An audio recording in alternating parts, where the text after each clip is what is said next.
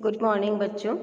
हम recommended dietary allowances पढ़ रहे हैं कि प्रतिदिन जो है भारतीय चिकित्सा अनुसंधान परिषद के द्वारा भोज्य विशेषज्ञों के ने भारतीयों के लिए दैनिक पोषक तत्वों की जो प्रस्तावित मात्रा दी है वो हम पढ़ रहे थे। हमने कैलोरी और प्रोटीन पढ़ लिया है। आज हम पढ़ेंगे वसा। वसा जो है वो ऊर्जा प्राप्ति का सांद्र स्रोत है। ये शरीर को बहुत आवश्यक वसीय अम्ल जैसे लिनोलेनिक अम्ल और अराकिडोनिक अम्ल प्रदान करता है। ये आवश्यक वसीय अम्ल हमारे उत्तम स्वास्थ्य के लिए बहुत ज़्यादा ज़रूरी है। इसकी कमी से कई रोग हो सकते हैं। इससे ज़्यादा भी ज़रूरी है कि वसा में जो घुलनशील विटामिन होते हैं वो हम इन्हीं के द्वारा प्राप्त करते हैं। ए, डी, ई और के उनके अवशोषण के लिए भी वसा बहुत ज़रूरी है। लेकिन वसा की जो अधिकता होती है वो शरीर के लिए कई बीमारियां पैदा कर देती है, जैसे मोटापा, हृदय रोग, उच्च रक्तचाप आदि। तो वसा जो है उनके स्रोत हैं तेल, बीज, सूखे मेवे जैसे सरसों, तिल्ली, मूंगफली, तिल, सोयाबीन, सूरजमुखी, नारियल, बादाम और कई सनफ्लावर आदि भोज्य पदार्थ वसा की प्राप्ति के उत्तम स्रोत हैं। ICMR के भोज्य विशेषज्ञों ने 1993 में जो प्रस्तावित मात्रा दी है वो एक वयस्क पुरुष और स्त्री को प्रतिदिन 20 ग्राम वसा की आवश्यकता होती है। गर्भावस्था में +10 30 ग्राम की आवश्यकता होती है और धात्री अवस्था में क्योंकि मिल्क सिक्रीशन दूध पिलाना होता है बच्चे को, इसलिए +15 45 ग्राम की आवश्यकता होती है। और यदि हम बच्चों का देखें तो 1 से 10 वर्ष के बालक के लिए 25 ग्राम और किशोर अवस्था के लिए 22 ग्राम की दैनिक आवश्यकता होती है। तो वसा की यह आवश्यकता है। इसके पश्चात जो है हम खनिज लवण पर आते हैं, जो कि बहुत इम्पॉर्टेंट है और एक सुरक्षात्मक एवं शरीर निर्माणक तत्व कहलाते हैं खनिज लवण।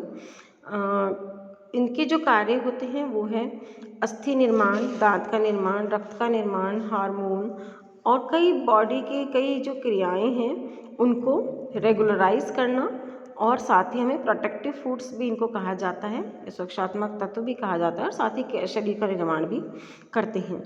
कई खनिज लवण हैं कैल्शियम, लोहा, फास्फोरस, आयोडीन, पोटेशियम, कई लवण हैं। हम एक एक के ऊपर एक को हम पढ़ेंगे। कैल्शियम जो है उसका कार्य है अस्थि एवं दांतों का निर्माण, और इनके जो स्रोत होते हैं वो दूध और दूध से बने हुए पदार्थ सबसे अच्छे स्रोत हैं। दूध कैल्शियम प्राप्ति का सबसे उत्कृष्ट साधन है। इसके अलावा सबसे अच्छा जो अनाज है रागी, उसके अंदर कैल्शियम की मात्रा बहुत अधिक पाई जाती है। हरे पत्तेदार सब्जियां, सूखे मेवे आदि में भी प्रचुर मात्रा में कैल्शियम पाया जाता है। अब हम इसके रिक्वायरमेंट अगर हम देखें तो एक ICMR द्वारा जो प्रतिदिन की आवश्यक मात्रा बताई गई है वो बताई गई है वयस्क और बालक और स्त्री पुरुष के लिए 400 मिलीग्राम प्रतिदिन, और गर्भवती और धात्री महिला के लिए 1000 मिलीग्राम प्रतिदिन की आवश्यकता होती है, यानी +600 की आवश्यकता होती है। इसके अलावा शिशु, बालक, किशोर के लिए 500 से 600 मिलीग्राम प्रतिदिन की आवश्यकता होती है, क्योंकि शिशु, बालक और जो किशोर हैं वो जो है ग्रोइंग एज है, उनकी लंबाई बढ़ रही है, उनकी बोन्स बढ़ रही है, दांत नए आते हैं। पहले शिशु अवस्था के अंदर दुग्ध दांत आते हैं और उसके पश्चात 7-8 वर्ष में जो है स्थायी दांत आते हैं। तो उन दांतों के निर्माण के लिए, बोन्स की लंबाई बढ़ने के लिए, बोन्स की मजबूत होने के लिए ग्रोइंग एज है इस समय, इसलिए हम 500 से 600 मिलीग्राम प्रतिदिन कैल्शियम हम रेफ़र करते हैं।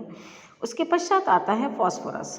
फास्फोरस भी कैल्शियम की भांति अस्थि एवं दांतों का निर्माण करता है, और कैल्शियम जो है उसके साथ ही जो है फास्फोरस हमें मिलता रहता है।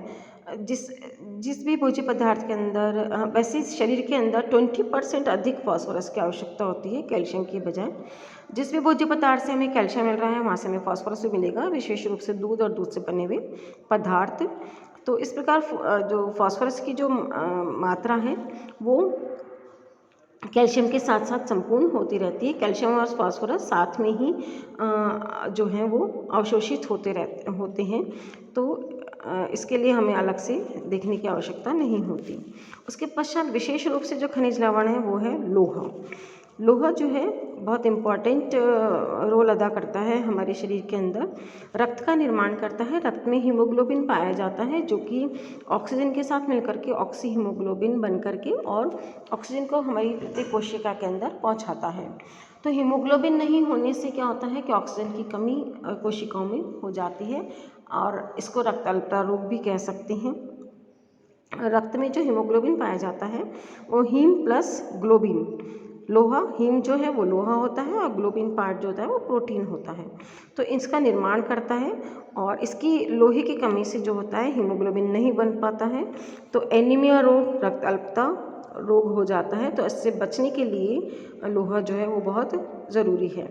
लोहे के जो स्रोत हैं, लोहा के लिए स्रोत हैं पोहा, हरी पत्तेदार सब्जियां, सोयाबीन तेल, मांस, मछली, यकृत और गुड़ और इवन आप देखेंगे कि चावल के अंदर लोहा नहीं पाया जाता, लेकिन पोहा जो होता है उसके अंदर लोहे की मात्रा बहुत अच्छी होती है।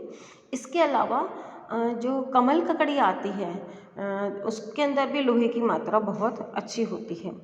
तो प्रतिदिन की जो लोहे की जो आवश्यकता है वो 28 से 38 मिलीग्राम प्रतिदिन है। 28 से 38 मिलीग्राम। जैसे वयस्क स्त्री अगर हम देखें तो उसको 30 मिलीग्राम पर डे की आवश्यकता होती है, वयस्क पुरुष को 28 की। इन दोनों में 2 का अंतर इसलिए है क्योंकि मेंसेस होते हैं वयस्क स्त्री के अंदर, तो जो ब्लड है उसका लॉस बहुत ज़्यादा हो जाता है। इसी प्रकार गर्भवती महिला जो है उसको 38 मिलीग्राम प्रतिदिन और धात्री महिला को 30 मिलीग्राम, वयस्क स्त्री नॉर्मल के बराबर, क्योंकि दूध में आयरन नहीं पाया जाता है। बाल्यावस्था के अंदर 1 से 3 वर्ष, 4 से 6 वर्ष और 7 से 9 वर्ष में 12, 18 और 26, और लड़का और लड़की के 10 से 12 वर्ष है तो लड़की क्योंकि मेंसेस स्टार्ट हो जाते हैं तो लड़की के अंदर 34 और लड़के को 19 ग्राम प्रतिदिन की आवश्यकता होती है। किशोर अवस्था में भी अगर हम देखें तो एक्चुअल में आप यहाँ देखोगे कि मेंसेस होने के कारण आयरन की कमी गर्ल्स के अंदर ज़्यादा होती है, हालांकि आयरन का एब्जॉर्प्शन जो है, अवशोषण जो है वो महिलाओं में अधिक होता है, इसीलिए आप इनके रिक्वायरमेंट के अंदर अंतर पाएंगे। ये था आपके खनिज लवण और वसा। तो आयरन जो है वो बहुत आवश्यक है शरीर के लिए। यहाँ पर मैं यहीं समाप्त करती हूँ और नेक्स्ट जो 2 हैं विटामिन्स हम नेक्स्ट क्लास में पढ़ेंगे। धन्यवाद।